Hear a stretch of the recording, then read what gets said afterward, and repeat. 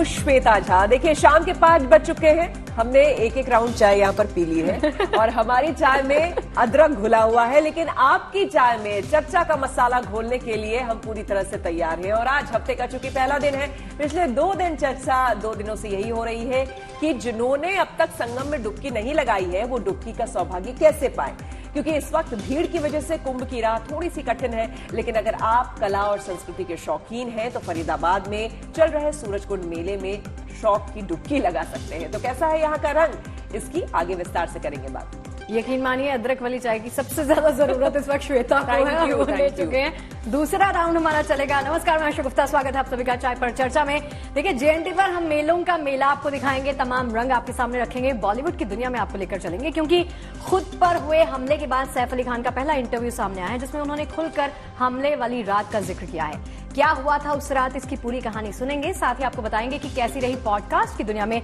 सलमान खान की दबंग एंट्री, बातें करेंगे इसके बारे में।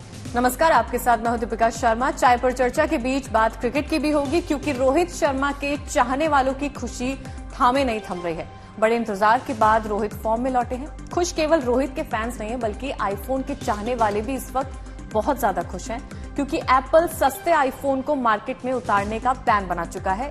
देखिए उत्सव कोई भी हो, लेकिन सेलिब्रेशन तो बनता है। एक तरफ प्रयागराज सबसे बड़े मेले के महा रिकॉर्ड की ओर आगे बढ़ रहा है। 44 करोड़ से ज्यादा लोग यहां पहुंच चुके हैं और माना जा रहा है कि अगले कुछ दिनों में ये आंकड़ा सारे अनुमान को पार कर जाएगा। आज महाकुंभ में आस्था की डुबकी महामहिम ने भी लगाई, तो वहीं आम लोगों का जनसैलाब मानो महाकुंभ की ओर बढ़ चुका है। हालात ये है कि प्रयागराज तक पहुंचने में लोगों को खासी मशक्कत करनी पड़ रही है। लोग पवित्र डुबकी के लिए सब्र का हर इम्तिहान देने को तैयार है। तो दूसरी ओर संस्कृति का एक और महा उत्सव शुरू हो चुका है। हर साल लगने वाले सूरजकुंड मेले का आगाज हो चुका है। तमाम देशों और भारत के कई राज्यों से आए कलाकार अपने हुनर को दुनिया के सामने रख रहे हैं। हमारी सहयोगी नवजोत सूरजकुंड मेले में मौजूद है, उनसे सीधे करेंगे बात। लेकिन कैसी है सूरजकुंड की रौनक, पहले आपको रिपोर्ट में दिखाते हैं। जब आप सूरजकुंड मेले में आएंगे तो सबसे पहले आपका स्वागत उड़ीसा के इस पारंपरिक ट्राइबल डांस से ही होगा। साथ ही साथ आपको ये भी बताएं कि 648 प्रतिभागी जो हैं वो इसमें हिस्सा ले रहे हैं। इस बार अलग अलग रंग, अलग अलग क्षेत्रों की अलग अलग झलकियां, झांकियां, वहाँ की क्राफ्ट संस्कृति से आपको हम रूबरू कराएंगे। तो आइए आपको लिए चलते हैं सूरजकुंड मेले में। तो एंट्री हो चुकी है और जैसे ही आप एंटर करेंगे सबसे पहले आपको इधर लेफ्ट साइड पे थीम स्टेट उड़ीसा नजर आएगी और उसके बाद आपके वेलकम के लिए यहाँ पर उड़ीसी डांस है जो यही लोग एक्सप्लेन करेंगे। आप लोग कहाँ से आए हैं? अच्छा, अभी आप ये क्या जगन्नाथ है। इसमें 2 चीजें और, यहाँ पर माँ दुर्गा का रूप धारण किए भी आपको यहाँ मिल जाएंगे और साथ ही साथ यहाँ पर माँ काली भी मिल जाएंगी। ये कौन सा डांस है? ये काली का भेष है। काली नृत्य हम प्रदर्शन कर रहे हैं। देश ही नहीं बल्कि विदेशों से भी बहुत सारे कलाकार यहाँ पर आए हैं। बहुत सारी संस्कृतियाँ आपको देखने को मिलेंगी। तो उड़ीसा का ये गोटीपुआ डांस है, ये होता क्या, थोड़ा सा डिटेल बताइए। ये उड़ीसा का ट्रेडिशनल डांस है। इस डांस का नाम है गोटीपुआ डांस। ये इसमें लड़का लोग लड़की का वैसे धारण करके डांस करते हैं। अच्छा। हाँ, लेकिन यहाँ तो सारी लड़कियाँ हैं, एक लड़का नजर आ रहे हैं मुझे। 2-3 लड़का है। ओके, तो इसमें कितने आर्टिस्ट होते हैं? इसमें 12 से 15 आर्टिस्ट होते हैं। अच्छा, अभी आप ये कम आर्टिस्ट है, ये सब लोग और भी आर्टिस्ट है, बहुत दूसरा जगह गए हैं। अब ये बताइए कि ये लोग सब स्कूल स्टूडेंट्स हैं, पढ़ते हैं या क्या करते हैं? ये पढ़ते हैं और डांस भी करते हैं। इनकी सबसे छोटी जो डांसर है, आपका नाम क्या है? शुभश्री विशाल। क्या उम्र है आपकी? तो बहुत 10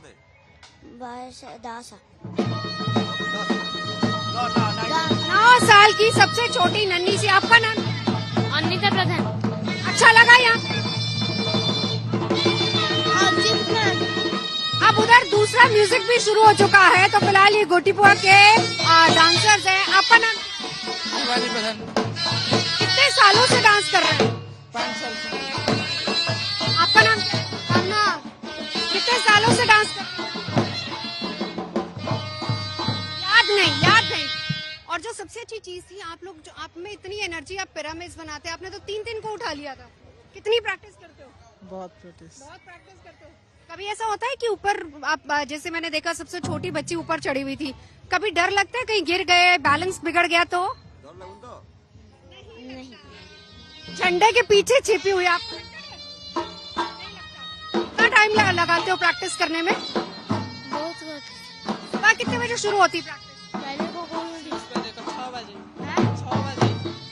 तो चलिए, ये है गोटीपुआ की डांसर्स जो कि उड़ीसा से आए। थीम उड़ीसा है। शुरुआत में आपने उनका ट्राइबल डांस देखा था और उसके अलावा यहाँ पर जो उनके ट्रेडिशनल डांसेस हैं, मतलब ये है कि अगर आप सूरजकुंड मेला घूमने आ रहे हैं तो थीम स्टेट की न सिर्फ आर्ट और कल्चर से बल्कि इसके साथ ही साथ वहाँ की एक्चुअल जो डांसेस है, संस्कृति है, जो उनका म्यूजिक है, उससे भी आप रूबरू हो सके। तो सूरजकुंड मेले का ये एक झलक जो कि थीम उड़ीसा के थीम उड़ीसा है और उसी पर हम आपको दिखा रहे हैं। तो देखिए, यकीन मानिए कल्चरल कलर्स जो है ना, ये हम सबको अमेज करते हैं क्योंकि संस्कृति और कला का समागम आपको यहाँ पर यूनिक तरीके से परोसता हुआ दिखाई देता है। आई थिंक आप तो जा चुकी हैं, बिल्कुल, आप बता बिल्कुल सकती हैं कि क्या क्या यहाँ देखने को मिलता है। बहुत अच्छा। कैसा देखिए, होता है? दिल्ली हाट हम सबने देखा है। हाँ। दिल्ली में आप जो चीज दिल्ली हाट में देखते हैं उसका एक और वृहद रूप आप देख सकते हैं, है ना। बहुत बड़े एरिया में सूरजकुंड में होता है और आर्ट एंड कल्चर और ज्यादा आप उस इलाके का, सपोज उड़ीसा अभी नवजोत दिखा रही थी, तो उड़ीसा में आप वहाँ के नृत्य को भी देखेंगी, उड़ीसा में किस तरह का नृत्य होता है, साथ ही साथ वहां से जो हैंडीक्राफ्ट्स वगैरह आते हैं वो भी उसका डिस्प्ले होता है। मतलब शॉपिंग स्प्री भी वहां पर हो और सकती है खाना ना? पीना भी। खाना पीना भी जो भी। हमारा शो है। हाँ। देखिए, इसके लिए सूरजकुंड मेला सज चुका है और हमारी सहयोगी नवजोत रंधावा तो आपको रंग दिखाने के लिए मौजूद हैं ही वहां पर। तो फिर सीधे चलते हैं उनके पास, जान लेते हैं कि वहां पर क्या कुछ देखने लायक है, क्या कुछ खाने पीने लायक है। नवजोत, चलिए आपके पास ही आते हुए, क्या क्या रंग आप दिखाने के लिए वहां पर मौजूद हैं और क्या क्या रंग दिख चुके हैं और क्या खा चुकी हैं वहां पे अब तक? देखिए, रंग तो वही है जो चर्चाएं आप लोग अभी कर रहे थे, लेकिन एक जरा संगीत का रंग यहाँ पे दिखा दीजिए। ये पहली बात तो ये बता दूं कि इस बार सूरजकुंड में जो थीम स्टेट्स है वो है उड़ीसा और मध्य प्रदेश। उड़ीसा में भी बहुत ही खूबसूरत कलर आपको नजर आएंगे। फिलहाल ये मध्य प्रदेश जो थीम स्टेट है उसके ठीक बाहर हम लोग खड़े हैं। इसको पूरी तरह से कूनो नेशनल पार्क के रंग में रंगा गया है, वो थीम इसको दिया गया है। इसके अलावा यहाँ पर शाम के वक्त कल्चरल फेस्टिवल्स होते हैं। खाने पीने की कोई कमी नहीं है, शॉपिंग की कोई कमी नहीं है। बहुत सारी शॉप्स आपको यहाँ पर मिल जाएंगी जहाँ पर आप शॉपिंग कर सकते हैं। और इधर मेरे क्योंकि आप हरियाणा में मौजूद हैं तो यहाँ पर देखिए आपको खाट पे बैठे ताऊजी मिल जाएंगे। इसके अलावा यहाँ पर पगड़ी बंधवाई और फोटो खिंचवाई है, ये भी चलता है। अंदर आपको मिल जाएंगी वो तमाम चीजें जो पुरातन चीजें हैं जो हमारी कल्चर संस्कृति से जुड़ी हुई है। मनीष सर, वो डांस दिखाते जाइए। इन लोगों को देखकर आपका उत्साह भी बढ़ेगा, आपका मन करेगा कि आप सूरजकुंड आइए। इसके अलावा कोई आर्टिफिशियल चीज नहीं, यहाँ पर आप आएंगे आपको आपकी मिट्टी से जुड़ी सारी चीजें नजर आएंगी। आपकी एकदम ट्रेडिशनल हथकरघा चीजें जो हमारे गांव देहात में बहुत ज्यादा प्रचलित हैं वो यहाँ पर नजर आएंगी। और पूरी तरह से शुद्ध, अगर हम कहें कि हमारी संस्कृति और जमीन से जुड़ा हुआ ये मेला है तो शायद गलत नहीं होगा। मैंने इससे पहले आपको प्रगति मैदान में भी ट्रेड फेयर दिखाया था, उससे बिल्कुल अलग। यहाँ पर विदेशों के स्टॉल हैं, 52 ऐसे स्टॉल्स हैं जो कि विदेशों ने लगाए हैं। अलग अलग कंट्री से लोग यहाँ पर आए, लेकिन वहाँ की भी एक्चुअल जो हैंडलूम है, हैंडीक्राफ्ट है, उनको यहाँ पे प्रदर्शित किया गया है। अब जरा एक तस्वीर इधर भी देखिए। यहाँ पर है जो थीम स्टेट है वो उड़ीसा है। एक तरफ मैंने आपको मध्य प्रदेश जहाँ पर कूनो नेशनल पार्क की तस्वीर हमने आपको दिखाई, वहीं दूसरी तरफ आपको एक और जगह लिए चलते। देखिए, जहाँ जहाँ आप जाएंगे, जिस मोड़ पे आप जाएंगे ना, आपको वहाँ का कल्चर, थीम सब कुछ नजर आएगा। एक तस्वीर वो है और एक तस्वीर ये है, ये भी जरा देखिए, बहुत खूबसूरत है। अलग अलग तरीके से अपने अपने डांस की प्रस्तुति लोग करते हैं। अलग अलग स्टेट से यहाँ पर आए, ये हरियाणा से है और अभी जो मैंने आपको दिखाया था वो मध्य प्रदेश से। और इसके अलावा जब आप एंट्री में जाएंगे वहां पर आपको ट्राइबल डांस नजर आएगा, वो है उड़ीसा का। तो अलग अलग देश से कलाकार भी यहाँ पर आए हैं। सेल्फी पॉइंट्स बनाए गए हैं, ये एक्चुअली सभी लोग सेल्फी पॉइंट के पास ही परफॉर्म कर रहे हैं, जो आप तस्वीर देख रहे हैं। जोश देख सकती हैं। तो ये वो कलाकार हैं जो कि यहाँ पर प्रस्तुति दे रहे हैं। अब ये हुआ दूसरा बैंड, एक और ट्रेडिशनल बैंड मेरे ठीक दूसरी साइड पे है, जहाँ से उड़ीसा स्टेट की एंट्री होती है। वहाँ पर भी हरियाणा वालों का बैंड है, सबसे ज्यादा अट्रैक्टिव। और इन सब में आपस में कंपटीशन चलता है कि कौन किस तरीके से यहाँ पर कितनी तेज ये धुनें बजाएगा और कितने क्राउड को यहाँ पे अट्रैक्ट करेगा। ये लोगों का आपस में कंपटीशन चलता है। लीजिए, आम लोग भी यहाँ साथ ही साथ जुड़ गए हैं, मेले की संस्कृति से रूबरू होते हैं और साथ ही साथ खुद को रोक रोक नहीं पाते हैं। बिल्कुल बिल्कुल नवजोत आएंगे आपके पास। और जैसा कि हमने आपको बताया कि देखिए कला और संस्कृति का खूबसूरत एक दृश्य आप कहे अगर आपको कहीं देखने को मिलेगा तो सूरजकुंड मेले में बहुत लंबा चलता है मेला। आराम से जो लोग अभी तक नहीं जा पाए हैं वो जरूर वहां पर जाए। हम पूरा जा मौका सकते हैं, प्लान कर बिल्कुल सकते हम हैं प्लान वैसे। कर सकते हैं। और हो सकता है अगली चाय की चर्चा आपको वहीं पर मिले है ना, वहां से हम करते मिले। तो देखिए आपको बता दें कि सूरजकुंड में संस्कृति का महाकुंभ लगा हुआ है, तो उधर प्रयागराज में संगम में डुबकी लगाने के लिए भी लोग व्याकुल हैं। लोगों की भीड़ सड़कों पर नजर आ रही है। इसी बीच आज राष्ट्रपति द्रौपदी मुर्मू पहुंची, जहां उन्होंने महाकुंभ में पवित्र आस्था की डुबकी लगाई। उन्होंने भगवान सूर्य को अर्घ्य भी दिया, मां गंगा की पूजा अर्चना की। प्रयागराज में उनके साथ राज्यपाल और मुख्यमंत्री योगी मौजूद रहे।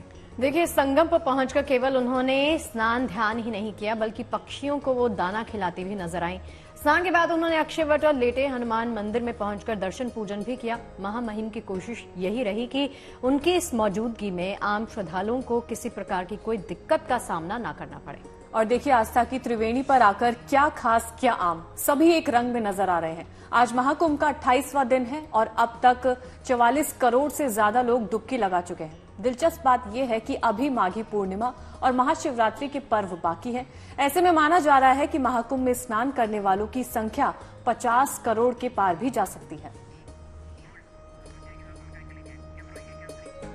तो चलिए इसी के साथ साथ सूरजकुंड की तस्वीरें भी यहाँ पर हम आपको लगातार दिखा रहे हैं, जहाँ पर लगा है कल्चर का मेला, जहाँ पर लोग सेलिब्रेट कर रहे हैं अपने प्रदेश को, अपनी संस्कृति को। और यहाँ पर हम फूड मेला भी कहें तो शायद गलत नहीं होगा, क्योंकि यहाँ पर वो सारे रंग आपको नजर आ जाएंगे। 3 स्टेट्स हैं, उड़ीसा और मध्य प्रदेश, उसके अलावा 54 ऐसे देश हैं जो यहाँ पर अपनी जो हस्तशिल्प है, कला है, उसको प्रदर्शित करते हुए यहाँ पे पहुंचे। और दूर दूर से लोग यहाँ पर आते हैं इस मेले का हिस्सा बनने के लिए। तो चलिए आपको इस मेले की रौनक भी दिखा देते हैं।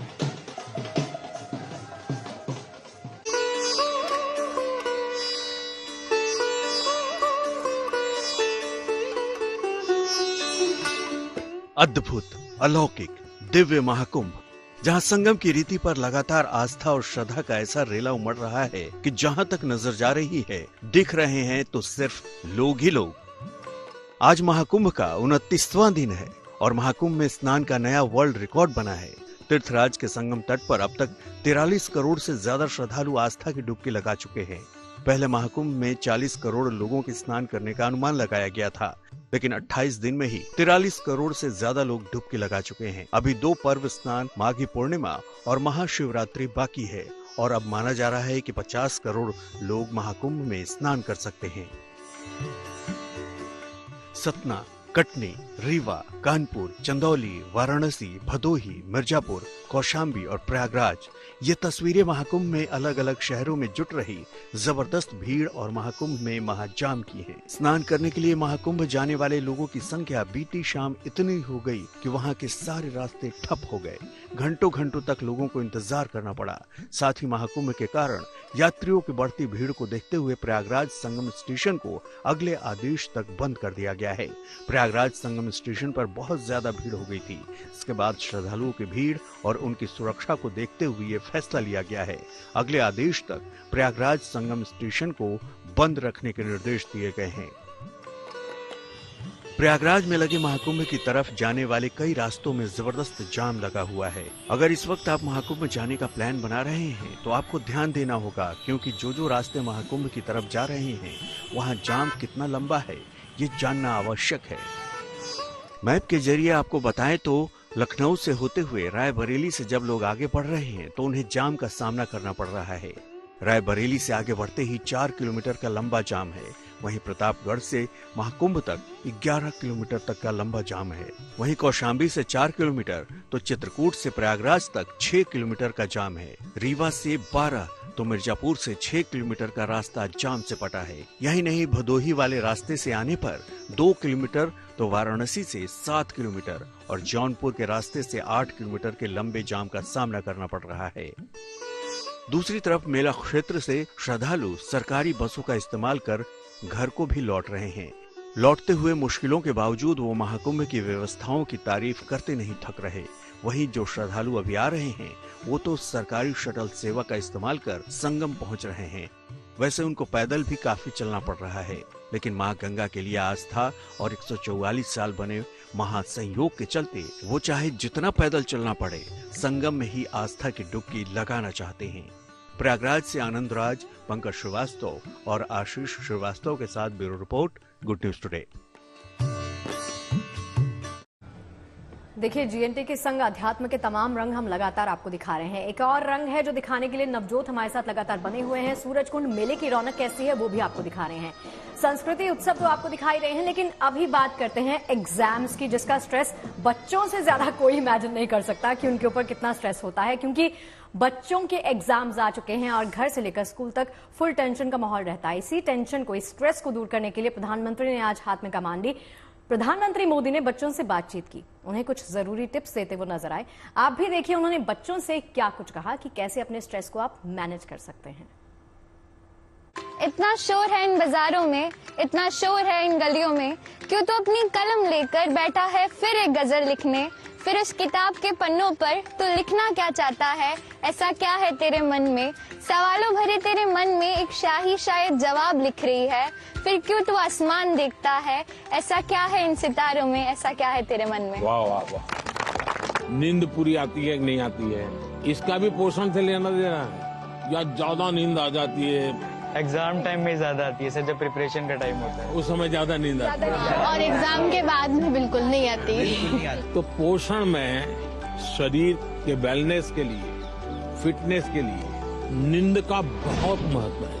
और इन दिनों तो पूरा मेडिकल साइंस इस बात पर केंद्रित हो रहा है कि जो पेशेंट आता है उसकी नींद कैसी है, कितने घंटे सोता है, ये सारे सवालों की बहुत गहराई से अध्ययन कर रहे हैं। आप में से कितने लोग हैं जो कभी क्रिकेट मैच होता है तो टीवी पे क्रिकेट देखते हैं? कितने लोग हैं सर? सब हैं? आपने देखा होगा जब खेलते हैं तो स्टेडियम में से आवाज आती है। Yes sir. क्या आवाज आती है? सर सारे क्राउड सिक्स, सर। कोई कहता है फोर, कोई कहता है 6। अब बैट्समैन क्या करता है? आपको सुनता है कि वो उस बॉल को देखता है? बॉल को देखते हैं। अगर वो एसी में लग जाए, उसने सिक्सर कहा है चलो लगाओ सिक्सर, तो क्या हो जाएगा?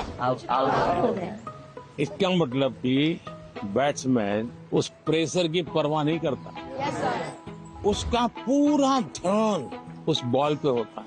अगर आप भी इस प्रेशर को मन में न लेते हुए अपना ध्यान, आज मैंने इतना पढ़ना तय किया, ये अगर कर लेते हैं आप आराम से उस प्रेशर में से भी अपने आप को दिखा सकते। अगर होमवर्क करना है, अगर मॉनिटर ने होमवर्क कर दिया है तो बाकियों को लगेगा, आप किसी को ये कहोगे अरे तेरा होमवर्क नहीं हुआ, अच्छा चल मेरी तेरी मदद कर, आइए टीचर क्यों हमको डांटे, चल मैं तेरी मदद कर। आप जब उसको सहयोग करते हैं ना, उसकी कठिनाइयां समझते हैं। कभी एक ने पूछ लिया, अरे भाई आपकी बीमार लग रहे हैं, बुखार है क्या, रात को सोए नहीं थे क्या? तो उसको लगता है यार मॉनिटर तो मेरी केयर करता है, मुझे पूछता है, मुझे डांटता नहीं है। रिस्पेक्ट डिमांड नहीं कर सकते, जी sir. You will have to command. Yes sir. लेकिन वो कैसे होगा? आपको खुद बदलना पड़ेगा, खुद को बदलना होगा। लीडर बनने के लिए टीम वर्क सीखना बहुत जरूरी है। धैर्य बहुत आवश्यक होता है। कभी क्या होता है, एक आध को काम दिया और उसने किया नहीं, तो फिर हम उस पर टूट पड़ते हैं। हम उसको कहते हैं क्यों नहीं किया, तो लीडर नहीं बन सकते। Yes sir. अगर किसी को काम दिया तो उसकी क्या कठिनाई थी, और एक सिद्धांत अगर हो, जहाँ कम वहाँ हम, और ये विश्वास जो है वो आपकी लीडरशिप को मान्यता देता है। पहली बात तो हर एक के पास 24 घंटे हैं, यस ये तो पता है। Yes sir. कुछ लोग 24 घंटे में बहुत अच्छा काम कर रहे हैं, कुछ लोग 24 घंटे में दिन खपाने के बाद भी लगता है कुछ हुआ ही नहीं। Yes sir. सबसे बड़ी बात है उनका कोई मैनेजमेंट नहीं होता है, जी सर।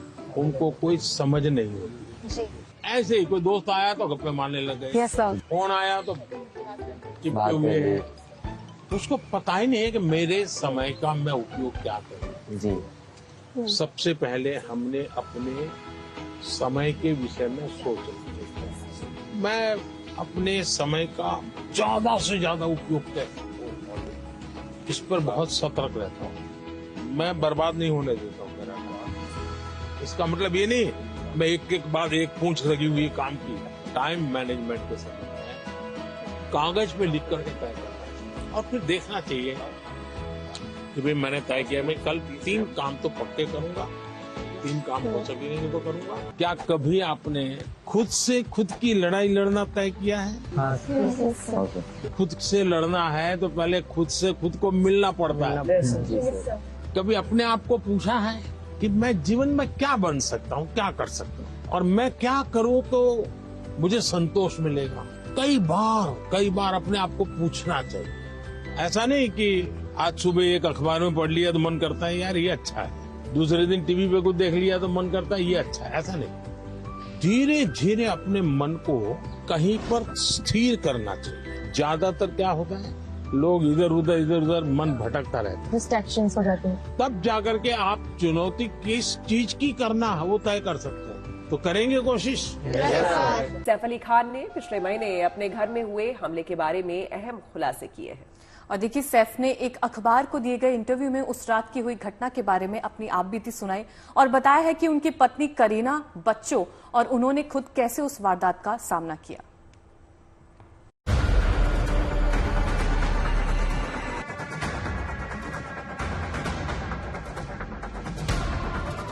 एक्टर सैफ अली खान की ये वो तस्वीरें हैं जब वो मुंबई के लीलावती अस्पताल से छुट्टी पाकर अपने घर लौट रहे थे। सैफ अली खान पर 16 जनवरी को देर रात उनके घर में घुसे एक शख्स ने भीषण हमला कर दिया था, जिसके बाद उन्हें 5 दिनों तक अस्पताल में भर्ती रहना पड़ा और उनकी गंभीर सर्जरी भी हुई। इस घटना के करीब 25 दिन बाद सैफ ने खुद उस खौफनाक रात की दास्तान बयां की है। सैफ ने एक अखबार को दिए गए इंटरव्यू में खुलासा किया कि किस तरह ये हमला हुआ और उन्होंने खुद और उनके परिवार ने किस तरह से इस हमले का सामना किया। सैफ ने इंटरव्यू में बताया कि मैं और करीना सोने चले गए थे, तभी नौकरानी दौड़कर आई और उसने बताया कि घर में कोई घुस गया है। वो शख्स जेह के कमरे में था और पैसे मांग रहा था। उसके हाथ में हेक्सा ब्लेड था और चेहरे पर मुखौटा था। मैंने उसे पकड़ा और पीछे खींचा, फिर हमारे बीच जैसे कुश्ती होने लगी। वो मेरी पीठ पर मार रहा था और उसके बाद वो मेरी गर्दन और हाथों पर वार करने लगा। कुछ देर में मैं उसके सामने कमजोर पड़ने लगा क्योंकि उसके दोनों हाथों में चाकू थे, जबकि मैं खाली था। सैफ ने आगे ये भी बताया कि किस तरह वो हमलावर के चंगुल से छूटे और कैसे वो भाग निकलने में कामयाब हुआ। सैफ ने बताया कि मेरी मेड गीता ने आकर उसे खींचा और मुझे बचाया। उसने उसे धक्का दिया और दरवाजा बंद कर दिया। हमें लगा कि वो कमरे में बंद हो गया है। मैं उससे निपटने के लिए ऊपर कोई हथियार खोजने गया, लेकिन तब तक वो जिस रास्ते आया था शायद उसी रास्ते भाग निकला। सैफ ने कहा कि वो खून से लथपथ थे, उनके हाथ में सजावटी तलवार थी। कुल मिलाकर सीन फिल्मी था। इस हालात में तैमूर ने देखा तो परेशान हो गया। उसने पूछा, क्या आप मरने वाले हो? तो मैंने कहा नहीं। वो बिल्कुल शांत था, वो ठीक था। इसके बाद सैफ कैसे अस्पताल पहुंचे और करीना कहां थी, इसके बारे में सैफ ने खुलकर इंटरव्यू में बताया। सैफ ने कहा, हालांकि उस वक्त मुझे एहसास नहीं हुआ कि उसने रीढ़ में चाकू मारा है। मुझे लगा कि उसने पैर में चाकू मारा है। इस बीच करीना चिल्ला रही थी और घर में हेल्पर्स को कह रही थी कि वो जेह को सुरक्षित तरीके से बाहर निकालें। उन्हें डर था कि हमलावर अभी भी पास में हो सकता है या और भी लोग हो सकते हैं। करीना जेह को लेकर दूसरे कमरे में चली गई। मुझे हमले के तत्काल बाद दर्द का खास एहसास ही नहीं हुआ। मैंने करीना से कहा कि मुझे थोड़ा दर्द हो रहा है, मेरी पीठ में कुछ लगा है। इस पर करीना ने कहा, तुम अस्पताल जाओ और मैं अपनी बहन के घर जाऊंगी। वो बेचैनी में लोगों को फोन कर रही थी, लेकिन कोई उठा नहीं रहा था। हमने एक दूसरे को देखा और मैंने कहा, मैं ठीक हूँ, मैं मरने वाला नहीं हूँ। सैफ ने बताया कि इस पूरे घटनाक्रम में बेटे तैमूर उनके लिए खास तौर से चिंतित दिखे। उन्होंने बताया, तैमूर ने कहा, मैं आपके साथ आ रहा हूँ और मैंने सोचा अगर कुछ हुआ तो मुझे उस समय उसे देखने से ही बहुत सुकून मिल रहा था और मैं अकेला नहीं जाना चाहता था। मेरी पत्नी ने उसे ये जानते हुए भेजा कि वो मेरे लिए क्या करेगा। हो सकता है ये सही न हो, लेकिन उस समय ये करना सही था। मुझे ये अच्छा लगा। मैंने ये भी सोचा अगर भगवान न करे कुछ हो जाए तो मैं चाहूंगा कि वो वहाँ हो। वो भी वहाँ होना चाहता था, इसलिए हम गए, वो, मैं और हरी, रिक्शा में। सैफ ने बताया कि वो खुद चलकर अस्पताल के इमरजेंसी वार्ड में पहुंचे और किस तरह उन्हें इस हालत में देखकर वहां मौजूद लोग हैरान रह गए। सैफ ने इंटरव्यू में कहा कि घर की सुरक्षा में कमी को लेकर वो खुद को दोषी मानते हैं। उन्हें कभी ऐसा नहीं लगा कि इस तरह की घटना भी हो सकती है, इसलिए वो कभी बंदूक या हथियार अपने साथ नहीं रखते। हालांकि मासूम जेह को उनकी सुरक्षा की कितनी फिक्र थी, इसका भी जिक्र उन्होंने किया और बताया कि जेह ने उन्हें सेफ्टी के लिए प्लास्टिक की तलवार दी। बहरहाल 16 जनवरी की रात हुई ये घटना सैफ और उनके परिवार के लिए किसी डरावने सपने की तरह थी, लेकिन सैफ को इस बात का सुकून है कि उनके परिवार और बच्चों ने मजबूती से डटकर इस मुश्किल वक्त का सामना किया है। Bureau report, good news today. देखिए, कहते हैं कि ये जिंदगी एक उत्सव ही है जिसे जी भर के मना लेना। कुछ हंसना, कुछ हंसाना, कुछ गाना, कुछ गुनगुनाना, ये सारी ही वजह जिंदगी को किसी उत्सव का नाम देती है। और देखिए अगला पल क्या लाएगा, इसलिए मस्ती करते रहिए, खुश रहिए और खुश रखिए, क्योंकि जीवन एक उत्सव है जिसे जी भरकर मनाना चाहिए। भाई दुख के दिन आते जरूर हैं लेकिन बीत भी जाते हैं, लेकिन खुशियों के पल आते ही यादों का सुहाना पिटारा भी बन जाते हैं।